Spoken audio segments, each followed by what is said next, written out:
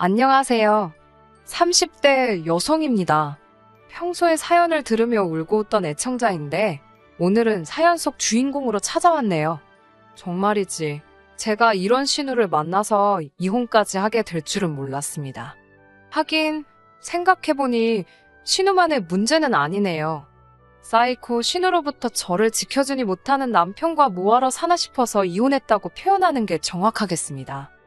어디서부터 시작해야 될지 모르겠습니다. 조금 두서가 없더라도 양해하시고 들어주세요. 저와 남편은 지인의 소개로 만났습니다. 오지랖 넓은 지인이 홍기 꽉 찬 두 남녀가 솔로로 지내는 게 보기가 싫었던 모양이에요. 저나 남편이나 소개팅을 해달라고 부탁하지도 않았는데 자기가 먼저 나서서 자리를 만들었더군요. 그런 지인의 모습이 어이없기도 하고 재밌기도 해서 나가게 된 소개팅이었습니다. 언젠가 남편에게 당신은 무슨 생각으로 그 자리에 나왔냐고 하니까 제가 예쁘다고 해서 나왔답니다. 그게 다냐고 물으니 그게 다였다네요.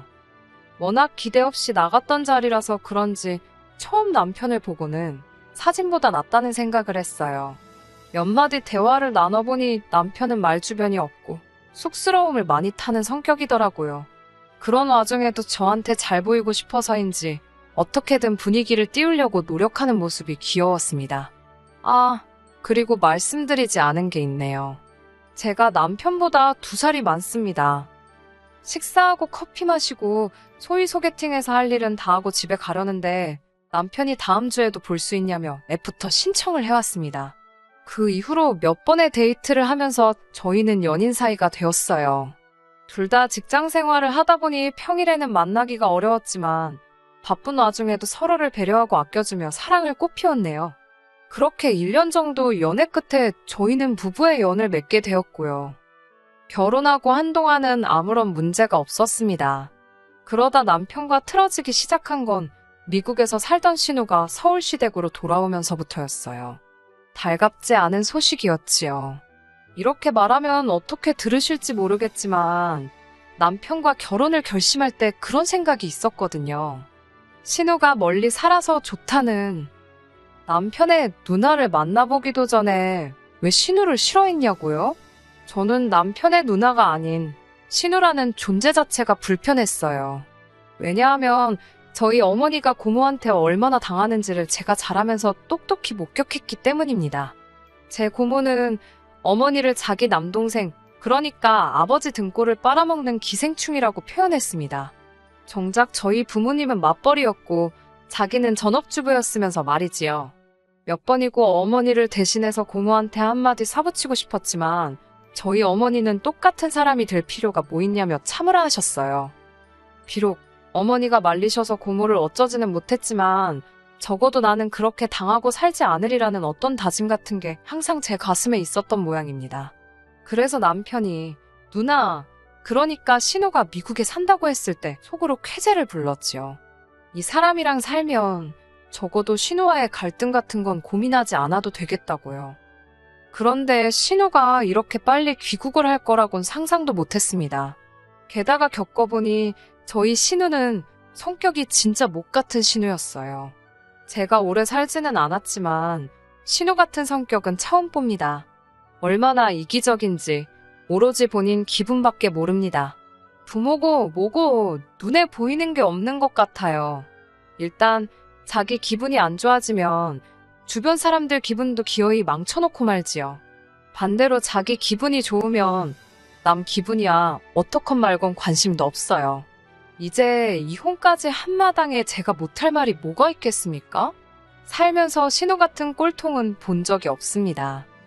신우 이야기가 나온 김에 저희 신우에 관한 이야기를 좀 더 해도 될까요? 남편은 제가 신우라는 단어에 거부감을 느낀다는 건 몰랐기 때문인지 연애 시절부터 종종 신우에 관한 이야기를 하곤 했어요.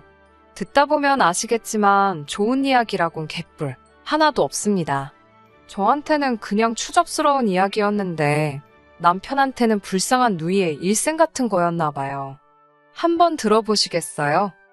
남편 말에 의하면 신우가 고등학교 때 공부를 어지간히 못했답니다.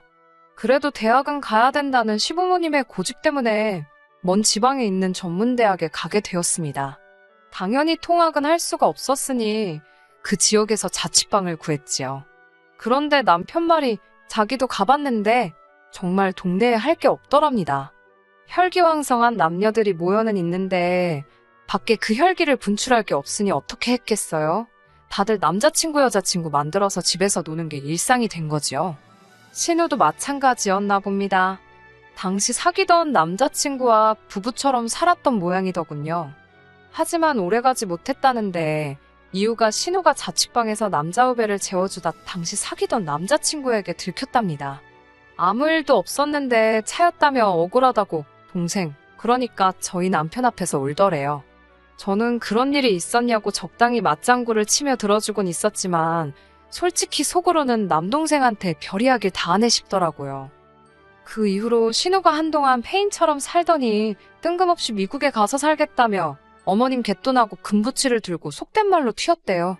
가족들이 알아챘을 때는 이미 출국한 후였고요. 이후로 반년 가까이 죽었다 살았다 소식도 없다가 연락이 왔답니다. 집에 가고 싶다며 돈 좀 보내달라면서요.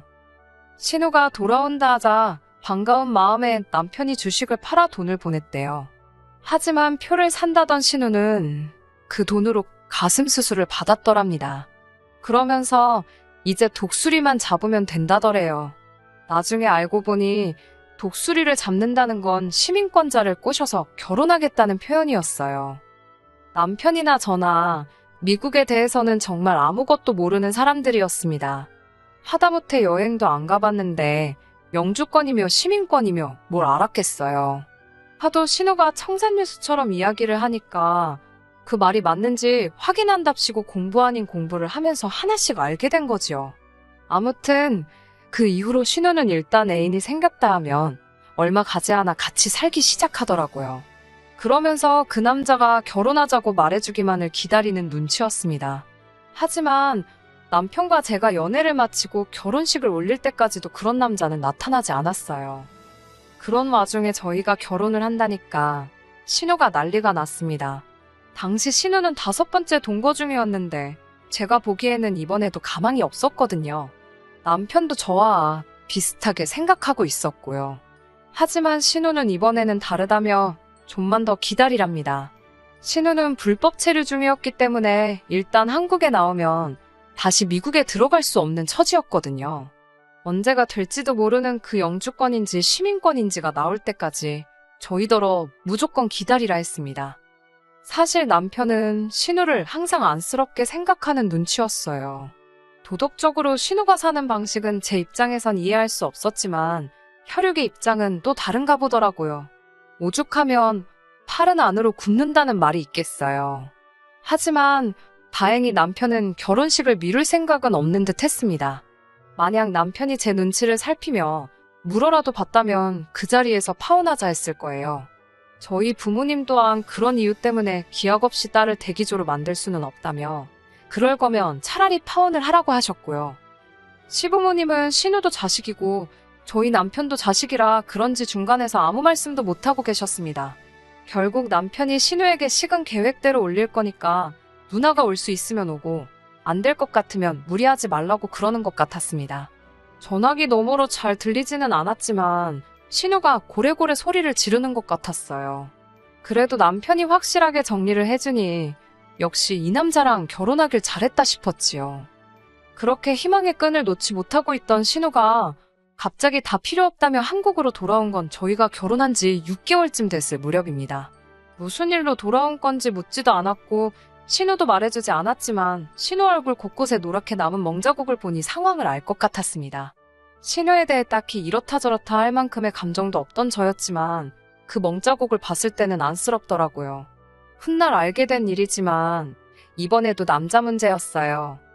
그래도 신우는 한국에 돌아온 게 몹시 기쁜 눈치였습니다.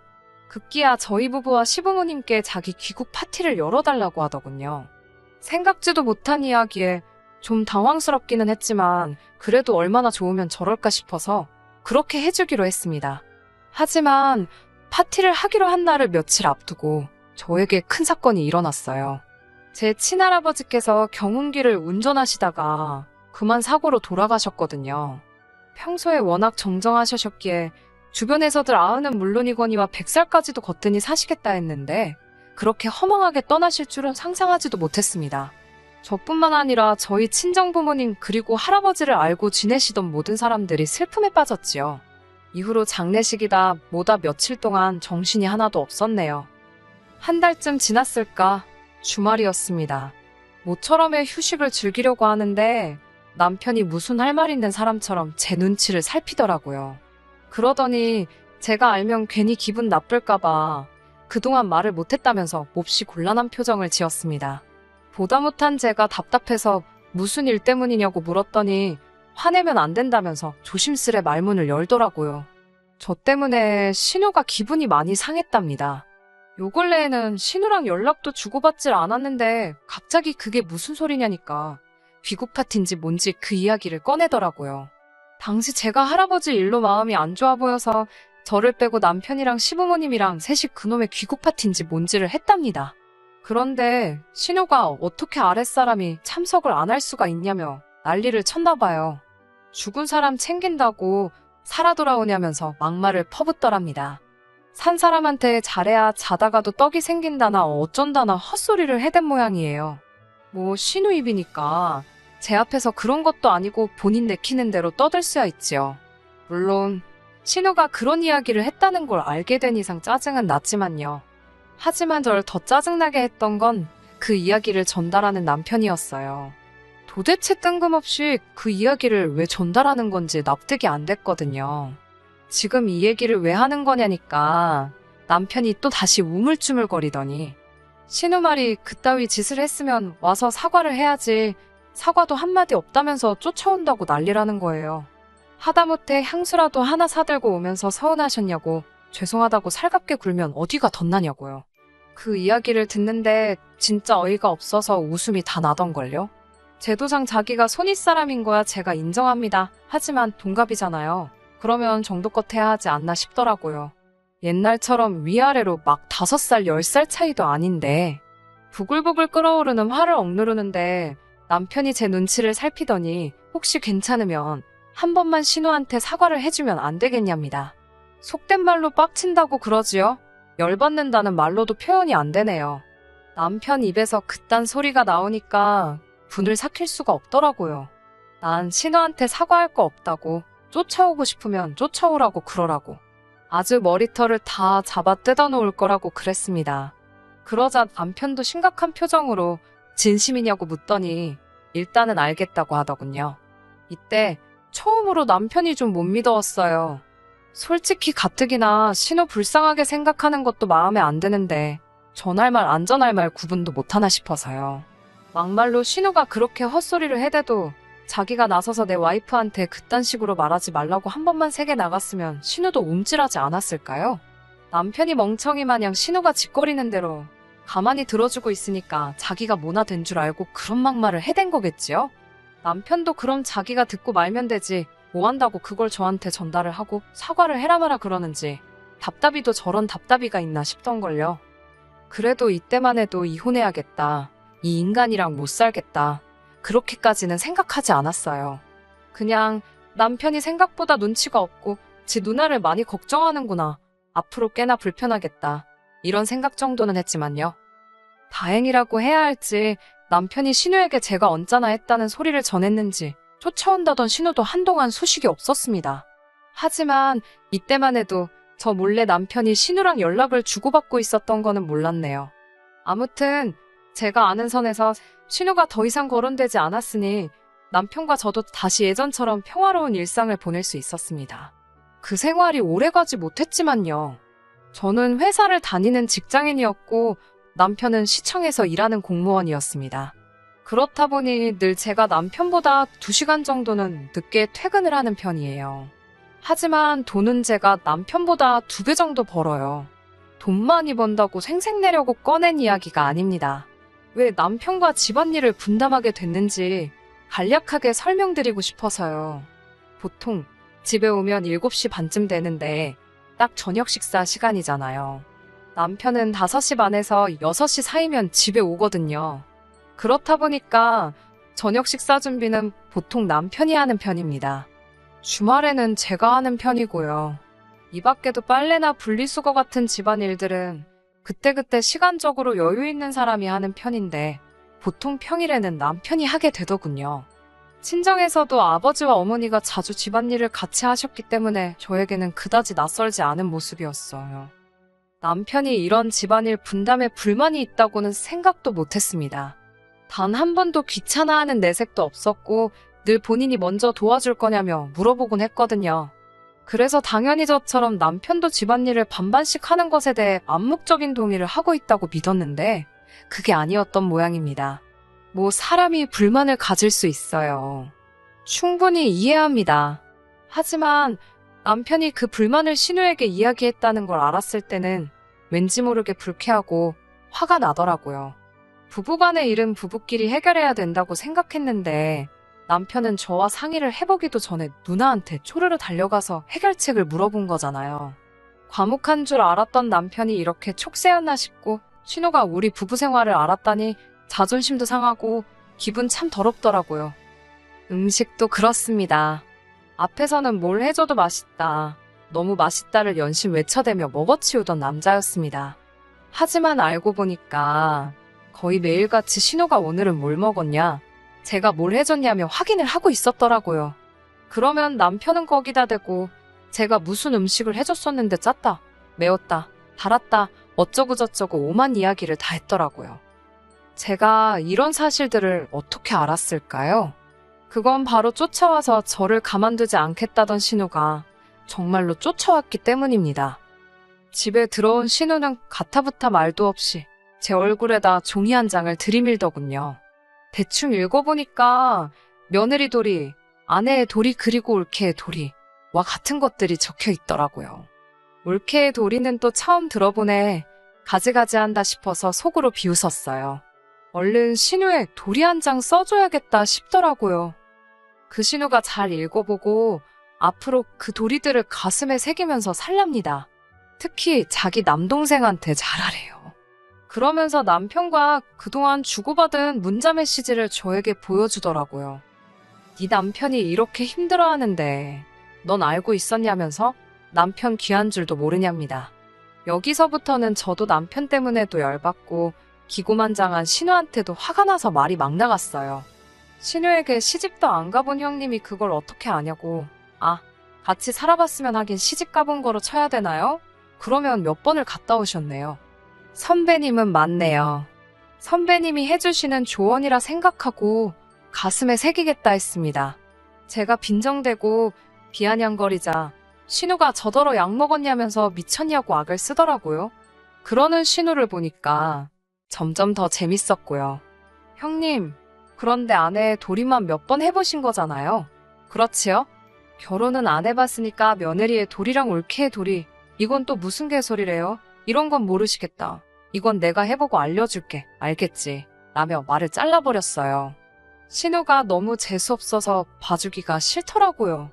그래도 그동안에는 윗사람이라고 남편이나 잡들이를 했지 자기는 가만 내버려뒀더니 나를 뭘로 보고 이따위로 나오나 싶어서 이번에는 기선제압을 해야겠더라고요. 그때 퇴근한 남편이 집으로 돌아왔고 저는 들고 있던 신우 핸드폰을 남편에게 들이밀며 이게 다 뭐냐고 물었습니다. 당황한 남편에게 불만이 있으면 나한테 그냥 말을 하면 되지 왜 미주알고주알 신우에게 일러 바쳤냐 하니까 그냥 신우 기분 좋으라고 대충 한 이야기랍니다. 신우가 얼마나 심심하고 지루하면 저런 걸 다 물어볼까 싶어서 적당히 맞춰준 거라나요. 그 이야기를 옆에서 들은 신우가 또 남편에게 악다구니를 쓰더라고요. 너는 누나가 너 도와주려고 여기까지 왔는데 그게 할 소리냐며 제가 그렇게 무섭냐면서. 그때부터 정말이지 상황이 가관이었어요. 신우가 악을 쓰자 남편이 이번엔 또 신우 편을 드느라 어쩔 줄을 모르는 거예요. 저더러 남매끼리 이야기하다 보면 이런저런 별의별 얘기를 다 할 수도 있는 거랍니다. 그러면서 사적인 대화인데 그걸 이렇게 문제 삼으면 자기는 이제 아무하고도 말을 못한답니다. 언제라도 제가 알아채면 이렇게 난리가 날 수 있으니까 무서워서 말을 못할 거라나요. 이건 뭐 저를 또 나쁜 사람으로 만들더라고요. 부부싸움도 아니고 신우까지 껴서는 왜 내가 이런 말도 안 되는 다툼에 에너지 낭비를 해야 하나 싶었습니다. 신우든 저든 둘 중 한 명이 납작 엎드리지 않으면 이런 일은 계속 되겠더군요. 결혼 전 분명히 남편에게 제가 시댁하고 갈등이 생기든 어쩌든 무조건 제 편에 서줘야 한다고 박쥐처럼 이쪽 저쪽 붙어서 중재하려 들지 말아달라고 신신당부를 했었는데 그 이야기는 다 잊은 듯 했어요. 남편에게 아내 편에 서달라고 하는 게 큰 부탁인가요? 저는 그렇게 생각하지 않습니다. 설령 큰 부탁이라도 들어준다 했으면 노력은 해야 하는데 남편에게선 그런 희망이 안 보이더라고요. 그래서 결국 남편과 이혼하기로 한 겁니다. 남편은 누나가 아직 짝을 못 만나서 그리고 그동안 힘들게 살아와서 그런 거라는데 그것도 사람이 좀 착하고 안 됐고 해야 마음이 쓰이지 않겠어요? 괜히 잘 살고 있는 동생 부부한테 윗사람이랍시고 한마디 두마디 얹으려니까 이 사단이 난 거지요. 저는 됐다고 그 불쌍한 누나 네가 열심히 챙기고 살려고 했습니다. 네 누나가 지멋대로 살다가 적골난 걸 내가 왜 이해해줘야 되는지 모르겠다고요. 신우한테도 동갑내기로서 충고하는데 인생 그렇게 막 살지 말라고 했습니다. 막말로 남자하고 붙어먹어서 얼마나 연명할 수 있겠냐고요. 기술이라도 좀 배우라면서 너 먹여 살리시는 시부모님이 불쌍하다니까 아주 눈 뒤집고 덤비게 생겼더라고요. 뭐 아무튼 그렇게 한바탕 진탕 싸우고 나서 양쪽 집안 다 난리가 났지요. 신우는 하극상이라며 사과하라고 난리를 쳤지만 이 모든 사태의 원인인 신우의 말에 귀 기울여줄 사람은 없었어요. 남편이란 인간만 그러지 말고 불쌍한 사람이다 생각하고 지 누나 한 번만 봐주고 저더러 화 좀 풀라며 제 속을 긁어놓기는 했지만요. 결국 얼마 전에 남편과 완전히 남남으로 갈라섰습니다. 전세집 보증금이야 제가 마저 살고 나갈 때 깔 거 까고 준다고 했습니다. 보증금에 제 돈이 더 많았고 혼수에 남편 돈이 들어가서 그나마 다행이었어요. 언젠가 한번 시어머니께서 연락을 해오셨어요. 신우를 시댁에서 내보내셨답니다. 보고 있으면 당신 아들 이혼시켰다는 생각이 아무리 딸이라지만 미워서 꼴도 보기 싫으셨다더군요. 그러니까 이제라도 다시 당신 아들과 합치면 안 되냐입니다. 당연히 정중히 거절했지요. 우습게도 얼마 지나지 않아 남편과 신우가 같이 산다는 소식을 들었네요. 뭐 더러운 상상은 하기도 싫습니다. 그 정도는 아니겠지요. 끝까지 들어주셔서 감사합니다. 오늘의 사연은 여기까지입니다. 구독과 좋아요, 알람 설정 부탁드리고 더 좋은 사연으로 다시 찾아뵙겠습니다. 감사합니다.